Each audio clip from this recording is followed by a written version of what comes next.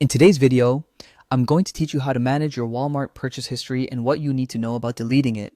Managing your online shopping records can be a practical way to organize your purchases, and I'm here to guide you through the process on the Walmart platform. So, let's dive in. First, it's crucial to understand that Walmart does not allow for the permanent deletion of your purchase history. This data is maintained for record-keeping purposes, which aligns with their policy of data retention. But don't worry, while you can't delete these records outright, there are ways to tidy up your purchase list by archiving or hiding specific orders.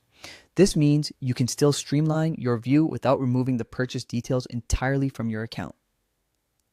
To start managing your personal information, log into your Walmart account and navigate to the account section. Once you're there, you'll find various options to update your profile. You can modify your contact details, adjust payment information, and revise delivery addresses. Keeping this information current ensures a smooth shopping experience. Whether it's a change of address or a new credit card, the account section is where you'll make those updates. Now, regarding your purchase history, while you can't delete orders, you can tidy up by archiving or hiding individual purchases. Imagine you bought a gift for someone and don't want to keep seeing that order every time you check your history. Simply select the order and look for the option to archive or hide it. This makes your main view much cleaner and focused on your current interest or future purchases without erasing the record of what you've bought. If at any point you decide that you want to remove all your data from Walmart's system, here's what you need to do.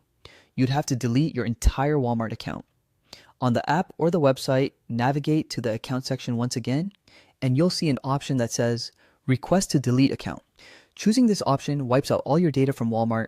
But remember, this also means losing access to Walmart services, so consider this option carefully. And that's how you manage your Walmart purchase history. From hiding orders to updating personal info or even deleting your account, you have multiple ways to handle your data according to your needs. I hope you found this guide helpful.